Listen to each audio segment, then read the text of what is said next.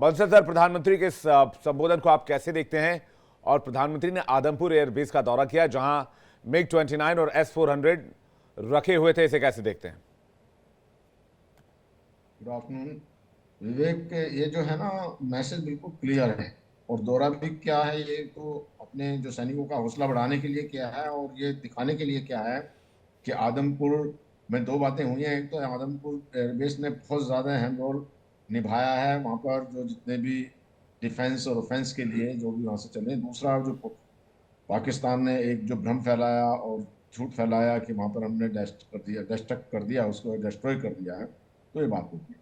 जहां तक prime minister का मैसेज का सवाल है, उन्होंने कल भी दिया मैसेज और आज भी दिया कि 3 नॉर्म्स हो गए हैं कि अभी जो पाकिस्तान में जो है, अगर किसी तरह का आतंकी हमला होता है हिंदुस्तान के ऊपर, तो उस पर ऐसा ही घुस के मारने वाला जो अब की बार हुआ है ऑपरेशन सिंदूर, वो होगा। क्योंकि पहली बार एक तो ठिकाने नष्ट किए जाते थे और पीओके तक ही रहता था। अब पाकिस्तान को पता चल गया कि अभी अंदर तक जाना, बावलपुर तक जो 100 किलोमीटर है, और सब उनके जो आतंकियों को अच्छे से धुनाई, जो अच्छे से उनको डिस्ट्रॉय कर दिया है।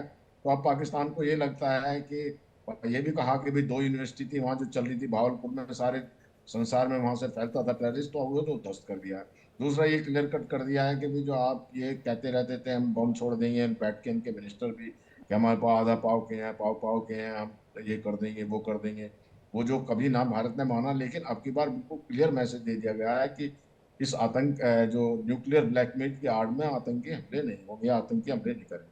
तीसरा जो बहुत बड़ा मैसेज ये दे दिया गया है, जो बहुत ही बहुत इंपॉर्टेंट है, कि जो ये आतंक प्रस्त सरकार है और वो आतंकियों को एक माना जाएगा। अभी तक जो ये कहते थे, अपना पल्ला झाड़ लेते थे कि हमें कोई लेना देना नहीं है, लेकिन अब बिल्कुल ये सिद्ध हो गया है बात। जो अब जब इनके जो जब आतंकियों के जनाजे निकल रहे थे और उनके वो हो रही थी, तो सारे इनके lieutenant general, major general, brigadier, सब ऑफिसर वहां पे लाइन लगाए खड़े हुए थे। तो ये सिद्ध हो गया कि ये सब टेररिस्ट जो है, पहले भी कहता रहा भारत, लेकिन अब तो बिल्कुल प्रत्यक्ष हो गया है ये कि जितने भी टेररिस्ट हैं उनको पाला पोसा जाता है पाकिस्तान की सेना में से और आईएसआई से, क्योंकि पाकिस्तान की सेना डायरेक्ट युद्ध नहीं कर सकती भारत के साथ में, इसलिए इनको पालती पोसती रहती है। तो अब जो इनका ये जो बिजनेस था, ये खत्म हो जाएगा, क्योंकि अब तो बिल्कुल एक मैसेज चला गया कि अगर कोई भी अंदर आया तो उसको खत्म कर दिया जाएगा। तो ये अभी रिलेवेंट हो गए। तीसरी बात बहुत इंपॉर्टेंट ये भी है कि जो कश्मीर के अंदर में जो वहाँ के लोगों ने अब की बार अपना एकता दिखाई और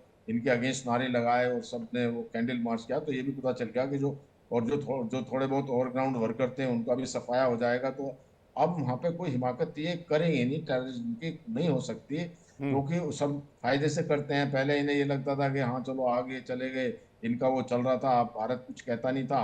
अब इनको ये समझ आ गया है कि अगर कुछ ऐसा अटैक किया, तो जिस बार इनको देखिए बहुत सारा एक इकोनॉमिक लॉस भी हुआ है, जिसमें फौजें मोबिलाइज की हैं, उसमें इकोनॉमिक लॉस हुआ है। अभी सतलज का पानी भी, सारी सारी चीजों को इन टोटो देखना है, मतलब सबको इकट्ठा देखने की जरूरत है कि जो हमने पानी, सिंधु नदी का जो पानी बंद कर दिया, उससे भी इनका जो है बहुत डैमेज हुआ। तो अब पाकिस्तान को समझ में आ गया कि कोई भी हिमाकत की तो उसको बर्बाद हो जाएगा पाकिस्तान। और आज की तारीख में अगर ये गुहार ना लगाते युद्ध बंद करने के, तो 2-4 दिन में ऐसे निपट जाता पाकिस्तान।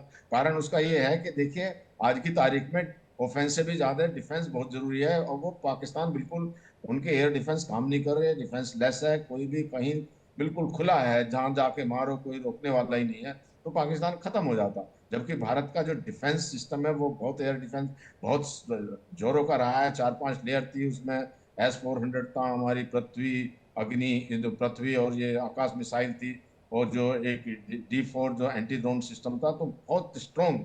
और आज की तारीख में देखा जाए तो जो जो एयर डिफेंस, एयर ऑफेंस से भी ज्यादा स्ट्रॉन्ग होना चाहिए, क्योंकि आप पता नहीं हमला कब कर दे दुश्मन। जो अगर आप ऑफेंस करेंगे या कोई अटैक करेंगे किसी के ऊपर, तो अपनी तैयारी से करेंगे, लेकिन दुश्मन का तो कुछ पता नहीं चलता ना वो कब कर दे। तो इस तरह से जो हमारा जो एयर डिफेंस है, इंटीग्रेटेड एयर डिफेंस जो बनाया है, वो हम्म। बहुत ही एक मजबूत है। और उससे एक जो इनकी एक जो इन्होंने फतेह 2 मिसाइल भेजी थी और उसको मार गिराया गया, तो इससे जो अब कॉन्फिडेंस लेवल बढ़ गया है, हमारे सारे जो हथियार हैं उनका बढ़ गया है। जो चाइना के हथियार थे इनकी, चाहे H-29 एयर डिफेंस सिस्टम था, उसको ले लीजिए, जो चाइनीज मिसाइल थी, वो सब बर्बाद दिया, सब बिल्कुल।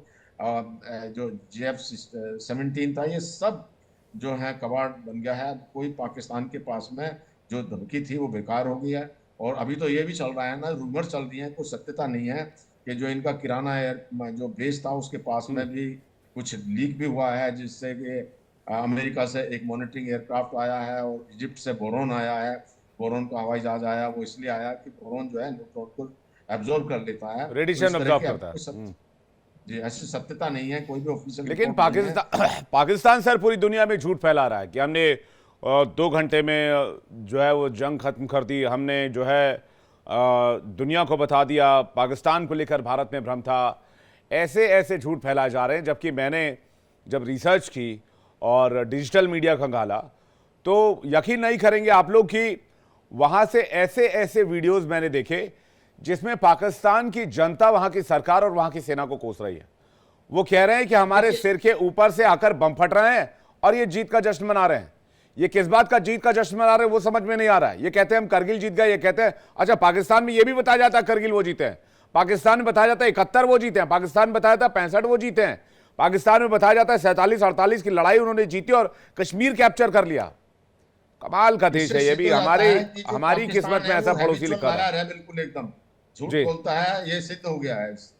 और इस तरह के जो इनके खुद ख्वाजा जो है डिफेंस मिनिस्टर, जब उन्होंने कहा है प्रेस कॉन्फ्रेंस में कि हमने भारत के 5 एयरक्राफ्ट गिरा दिए, तो उनसे पूछा सबूत कि जी ये मैंने सोशल मीडिया पे देखा। और फिर उनके ही एक सांसद ने जो पाकिस्तान के, उनको लताड़ा कहा कि जब तुम कोई प्रेस कॉन्फ्रेंस नहीं कर सकते झूठ बोलने के लिए क्यों जाते हो। हाँ। तो इस तरह की जो है वो बिल्कुल बेहया जो कहते हैं ना, इस तरह का एक एटीट्यूड है। अब क्या कर सकता है उसमें, अभी एक्सपोज हो गया, अब उनकी बात की कोई कोई लेता नहीं है, फेस वैल्यू अंग्रेज नहीं गए है। तो गए सर, ये एक हमारे लिए एक नासूर, एक कैंसर टाइप से देश हमारे सिर पर छोड़ गए। पता नहीं इस पाकिस्तान का क्या करें, समझ में नहीं आता है। हालांकि इस बार तो इलाज बढ़िया किया, 5-6 साल शांत रहेगा, लेकिन उसके बाद भी फिर अगर मुनीर जैसा कोई आया जनरल तो फिर इस तरह की हिमाकत होगी। मैं नेवी कमांडर माफ कीजिए विजय वढेरा सर के पास जा रहा हूं। विजय वढेरा सर, भारत ने तो दिखा दिया, आज आदमपुर बेस कैंप भी चले गए प्रधानमंत्री, हमारे बेसिस इंटैक्ट हैं, हमारे हथियार इंटैक्ट, हमारे एयर डिफेंस इंटैक्ट, और प्रधानमंत्री का जो जवाब है पूरी दुनिया को कि न्यूक्लियर का ब्लैकमेल नहीं चलेगा। जैसे डोनाल्ड ट्रंप कल कह रहे थे दोनों देश न्यूक्लियर पावर हैं, कुछ भी हो सकता था। तो ये जो पूरी दुनिया को ब्लैकमेल कर रहा था, न्यूक्लियर बम धमाका हो जाएगा, विनाश हो जाएगा, हम नहीं रहे तो पूरी दुनिया को नहीं छोड़ेंगे। आगे रक्षा मंत्री का बयान है, ऑफिशियल बयान, स्टेटमेंट है वहां की टीवी पर दिया हुआ कि हम नहीं रहे तो दुनिया का एक भी मुल्क नहीं बचेगा। वडेरा सर। जय हिंद। जय हिंद सर। देखिए, हर एक कैलेमिटी के पीछे एक अपॉर्चुनिटी होती है। मेरे ख्याल से इंडिया को ये अपॉर्चुनिटी मिली है कि once and for all Pakistan के जितने भी फैक्ट्री है, लाइव फैक्ट्री है, जो पिछले 5-6 डिकेड से हमेशा झूठ बोलते आ रहे हैं, उसको एक्सपोज करने के लिए। और हमने भी खुद लेसन्स लर्न किए हैं पिछले वॉर से कि जो भी हम करेंगे उसका हम वीडियो या डिजिटल प्रूफ लेके आएंगे। तो ये एक बहुत बड़ा डिजिटल प्रूफ है कि जो अब ये तो अभी शुरुआत हुई है। जो आज के दिन प्राइम मिनिस्टर गए हैं वहाँ पर, जो उन्होंने बोला था ख़त्म कर दिए हैं, वहीं से आके वो हमारे जवानों का हौसला अफजाई करते हैं। तो ये तो एक स्टार्टिंग है। जब हमने उनको बोला कि आपके एक एक करके झूठ हम हर एक दिन उसको नेगेट करते जाएंगे, आज पहली शुरुआत है। तो ये एक हमारे लिए अपॉर्चुनिटी है, जब हमको जो हम ऑलरेडी ले रहे हैं एक्शन, कि हमको पूरी दुनिया को बताना है कि एनफ इज़ एनफ। हर एक चीज़ की हद होती है, लिमिट होती है। I think we have reached about that point. It's high time that we inform them and we are doing that systematically. You see, हमारी जो मिलिट्री ऑफिसर्स की ब्रीफिंग हो रही थी शुरू से, एवरी डे, फिर हमारी DGMOs की जो ब्रीफिंग हुई हैं, उनमें हर एक चीज़ in a systematic manner, in a coordinated manner, we have explained the way the war has, so-called war has progressed and how we have achieved our aim.